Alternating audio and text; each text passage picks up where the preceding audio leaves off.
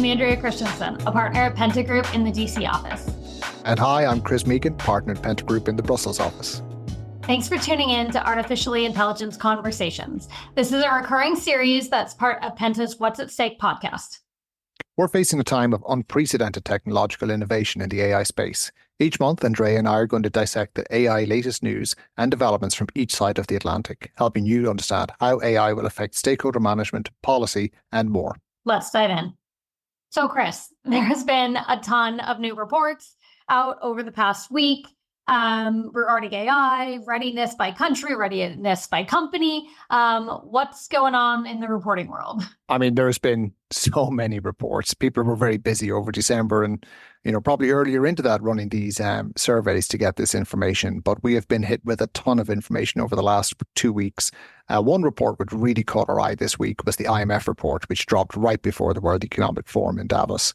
And this is one which you and I have spoke about briefly, but why don't you touch base on some of the key findings there? Well, I mean, in short, 40% of jobs will be exposed to AI. This is going to be more significant, up to 60% in developed countries, less significant in less developed countries. But that shouldn't necessarily be cause for good news, because you're thinking about you could have an increasing gap in inequality between countries, within countries. There's all kinds of implications for this. And so I think there's a question of are we ready? Are we not ready? I mean, the view was that Denmark, the United States, and a couple other countries were more ready than other countries, which I guess is good news. What's your take? Yeah, it's you read different reports on this, but the IMF one was really stark. And it is something I think that has come up a few times before in some of the conversations and concerns that were put forward about AI and its adoption, that it would create a sort of a greater gulf between those countries that are able to harness the technologies, effectively, and those that perhaps lack the skills or lack the infrastructure to do so and to, benefit from the same extent. But now we actually have this sort of feedback in terms of this report, and it is a really, really stark number. But I suppose there are two aspects of this. There's not only the fact that those countries might be primed to be in a better position to benefit from AI and those opportunities, but also they're also identified as countries that could be most affected negatively also in the fact that you could see job replacement, you could see, skills shortages and so forth, and the pressures that they would bring to bear as well.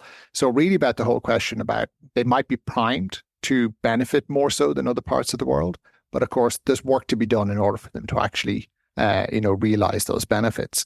And of course, longer term thinking, then what we need to consider, of course, is the concerns around the issue of a huge, shift in terms of inequalities, that we would have certain countries really come to the fore in terms of being able to harness AI, and those countries, other countries, which are just being left behind.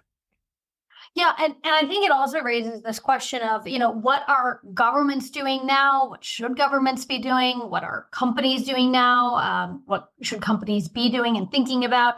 I mean, our whole premise at Penta is stakeholder engagement and understanding your audiences, engaging your audiences. And we're looking at employees, we're looking at political actors, we're looking at investors. So what I would say, let's think about first, what are they thinking about in the EU, and what maybe should they think about based on some of these new reports? Well, again, there's lots of things we could unpack there. From the EU side, one of the things that jumps out at me here, of course, is that when we think about preparedness as well, it's about the environment. It's not just about whether or not the tools are there to be harnessed, but it's the environment in which they're deployed. So the EU maybe have got a little bit of a on the front foot in that regard, because they are just about to pass now the EU AI Act, which of course has been subject to so much reporting. But, they're not the only ones moving forward with regulation. And if anything, what we are seeing is business leaders are actually craving some of this regulation in many cases, but also looking for greater global cooperation so that there is a consistent approach. And there are certain mechanisms which are coming in line that could facilitate that, such as, as I said, the cooperation at the G7 level and so on. These are opportunities as well where we can see greater collaboration from an international perspective. But creating that environment, a stable environment where we know how AI is going to operate, where we know what the rights are of the individuals who are affected by it, where we know what the boundaries are in terms of how it can be deployed and not. About, for example, whole questions around intellectual property, questions about transparency, questions about privacy, all of these things which need to be explored. So when we have a regulatory system around that, that is set and is in place, that gives greater certainty about how services can be deployed. Of course, having said that, there are many other areas, and you said in terms of stakeholders, a big question here will be understanding what those stakeholder concerns are, what their fears are, and what their requirements are in terms of any AI that's going to be deployed, whether that's employees, whether that's consumers, whether that's business partners, or whatever the case may be. So there's a lot of work for companies to do to really realize this. Yeah, and I think that there's a question that I have, and I think others have, about how flexible is the AI Act framework? Because you just look at the news every day and things are changing. This new Anthropic report basically said that there's a way to train AIs and LLMs to deceive. OpenAI just changed its policy quietly to enable them to do national security work, which can be interpreted as military work. And so I think there's a question of can we really do a regulation that's going to be able to keep Pandora in the box, or is the AI Act flexible enough? Should it be a model for the rest of the world? I can get into kind of what the US is talking about, but let's stay on the EU for a second. Yeah, well, absolutely. There's all sorts of these questions. If you recall back, you and I did a podcast recording some time back. We spoke about AI, and one of the points I made was the real test, I think, for the AI Act is not about it being adopted and putting in place regulation, but it's how does it respond to advancements within the AI industry and so forth. And is it flexible enough to really address the next evolution of AI that is coming down the tracks? And that's a really, really big question. We won't know that, of course, until it comes out, but that is something that they're going to definitely be challenged with. But I don't think it's just an issue for the regulators either in that regard. I think it's something for all companies to be involved in or to be concerned with. It's about how do you respond to some of these issues as they emerge. Yeah, it's a great question. It's something that we're thinking about all the time. And when we get asked, hey, what should we be doing around AI? Our answer tends to be, well, you should be engaging with AI. You should be thinking about it all the time. And it's funny, at least in Washington, D.C., feels like we're a little bit behind a lot of times in terms of how we're adopting technology or engaging with technology. I think from a regulatory standpoint, from a legislative standpoint, we're moving along. I don't think there's a view that the U.S. is going to move really fast on some kind of legislation. President Biden put out his EO. I think there's going to be a lot of focus on how that's being implemented in 2024. But some of the people I'm talking to don't think there's going to be any meaningful legislation out of Washington this year. We'll see how that shakes out. I think it's possible there could be some. It'll also be interesting to see how this election shakes out and whether there's any issues related to AI that could come out of that. But I think the EU right now is far and away in the lead, but I'm a little skeptical that we're going to be able to keep this in a box. Certainly, but it's not just about the hard legislation, the primary legislation. And yes, that's very much the EU's way of doing business. But of course, what we are also seeing is that we're seeing policies being developed by companies who are being quite responsive to some of the concerns. Look, there's a really interesting dynamic that's coming through a lot in the various reports we're seeing, which is that there's a relationship between the level of expertise or knowledge an individual has around AI and the level of concern that they have. And actually, where we see greater knowledge and greater understanding of AI and how it operates and what it's capable of, we see a greater level of concern about its deployment in various areas. And this could be through questions about misinformation. It could be concerns about implications for jobs and so forth, which is a really interesting dynamic. And it's something I think that business leaders really should be paying very close attention to, that they need to be communicating to their stakeholders about these concerns and about these areas. But this brings me to my point, is that it's not just about primary legislation. We are seeing companies being quite responsive to some of these concerns and bringing forward their own policies, whether that's Meta, for example, who are coming forward with, have introduced a policy and undertaking that there will be transparency around AI being used in any political campaigning, or whether it's OpenAI taking a similar position just recently also, that it is going to declare where where its technology has been used in this regard.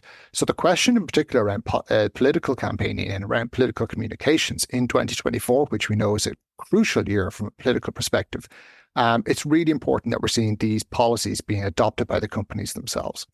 Yeah, and I guess when we think about companies and companies using this, you mentioned to me a little bit before we started this recording that there was a new Deloitte study out that said that companies aren't really ready. So give us some detail on that. The Deloitte study, it has just come out today, and it came out, of course, similar to the IMF study, came out in light of the World Economic Forum in Davos, where clearly there's so much discussion taking place on artificial intelligence. But it was a survey of 2,800 director to C-level executives, and it found that only 1 in 5 executives believes their organization is highly or very highly prepared to address AI skills in their company. Whereas just 1 in 4 believe they're well prepared to address AI governance and risks. And again, this is the policies that they adopt internally. But 47% say they are sufficiently educating employees about AI. So what we're seeing is that they feel that they are starting to tackle the issue, that they're working closely with their employees, that they're bringing forward the discussion. But there is definitely a lot of work to be done yet. Yeah, and you brought up Davos, so I kind of want to move us over there. World Economic Forum in Davos this week. Many people are there, including some of our colleagues at Penta. A shameless plug, our president, Matt McDonald, is going to be on a panel there talking about some really interesting stuff on AI. We were talking about his prep notes and just some ideas he was floating, and things like, what if you could interview infinite potential employees? When you can just go out there and have people do an interview with a chatbot. And it's fascinating because you could find multiple needles in a haystack, essentially, which is really interesting to do versus just having someone manually do like a resume review.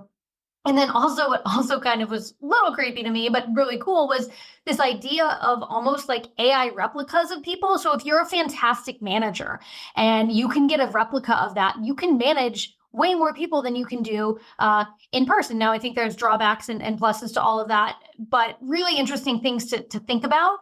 But to bring it back basically to Davos, World Economic Forum put out their global risks report for 2024, and the most severe global risk near term anticipated over the next 2 years was how people will leverage misinformation and disinformation to widen societal and political divides. And so, obviously there's tons of elections happening this year. I think something like 3 billion people are going to vote over the next year or two. And so what misinformation and disinformation is going to do, and then how is AI going to fit into that?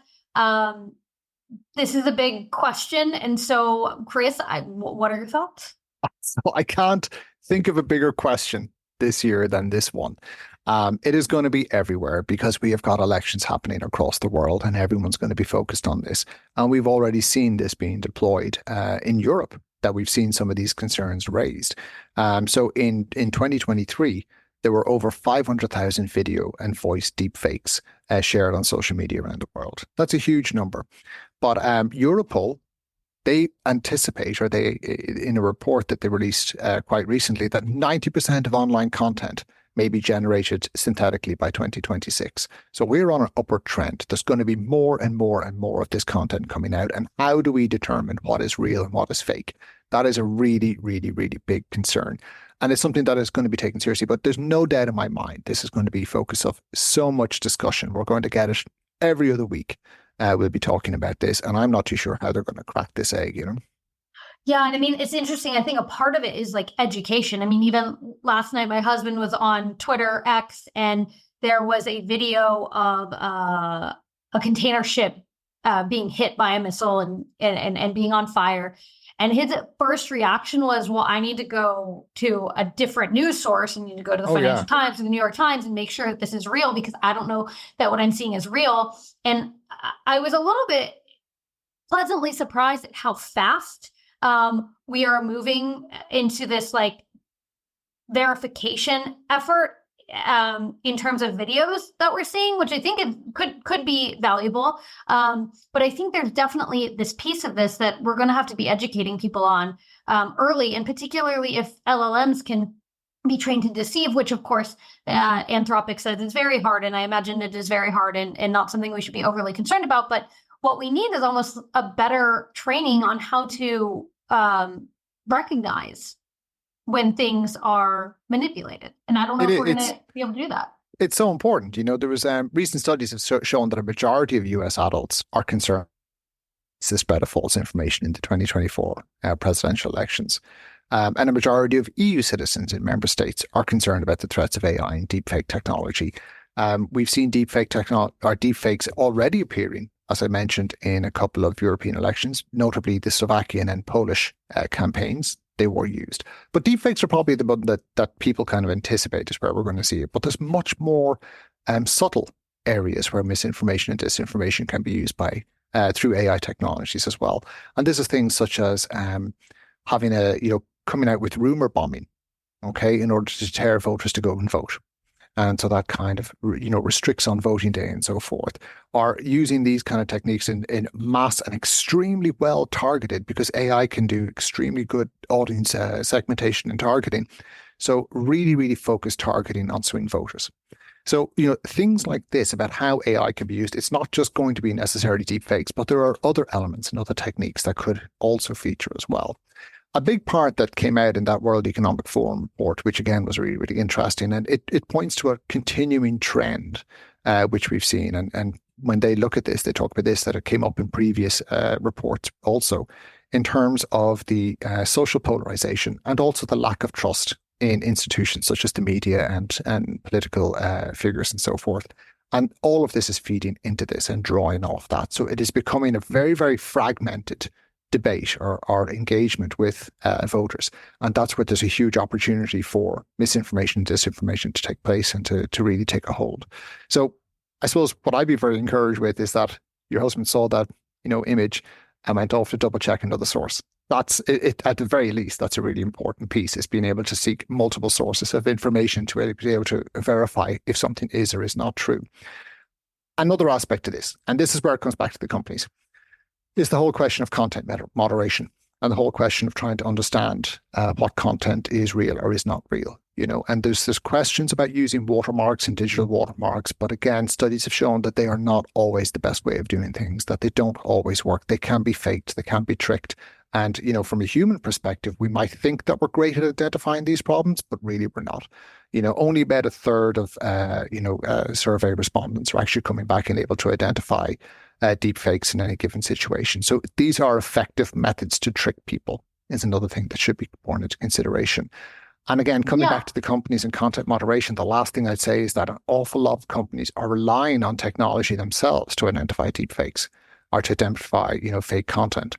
And in fact, it's been proven to be really ineffective also. So we do have definitely got a problem in that we don't have an effective gatekeeper for all this information, and it's getting out into the populace. So the good news, Chris, is that the EU is going to solve this with the AI Act. Tell us what is happening. Yeah, well, the EU, I suppose, again, is a little bit ahead of the game on some of these topics. It's not just the AI Act. Of course, there are elements within that, but it's also the legislation that came previously, which is the Digital Services Act and the Digital Marketing Act as well, which is also trying to deal with disinformation online. So there are mechanisms which are in place and are starting to come forward, and hopefully they will be ones which will work. On the AI Act specifically, they were looking very much again at this watermarking of content to identify where something is or is not generated by AI. Now, ultimately, though, I think we're going to be looking at technology to try and help solve this problem, which is created by technology, because we need to find a system, a robust system that can clearly identify information as generated by AI and one that is trusted by individuals. So that is something which is going to have to be a solution that's going to have to come to the fore at some point, but it's a really important piece of the puzzle. Awesome. Well, we will look forward to what the EU is going to bring to the world with the AI Act and complementary actions. One thing I'll add, right? One thing which came up over the I don't know if you saw this over Christmas, there was this huge piece. There's a Spanish model and she makes a fortune.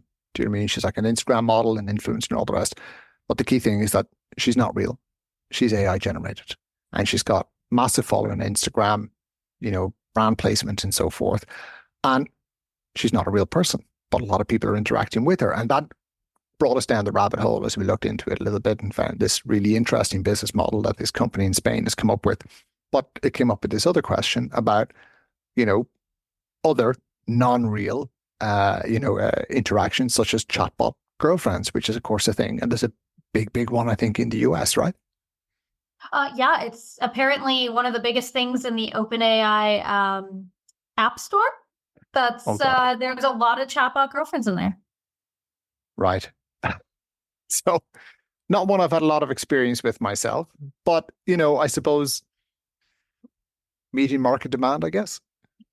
Well, I mean, yes, I mean, it is, if there's the demand for it, but, I think there's some broader questions that come out of something like that, where we think about just AI and technological change generally, and, what we view traditionally as social, and what we are viewing as social in today's world. I think that there's got to be a little bit of an adaptation. I mean, and we're kind of dealing with a loneliness crisis. You're seeing depression rates for young people growing across the globe. It's not just specific to the US.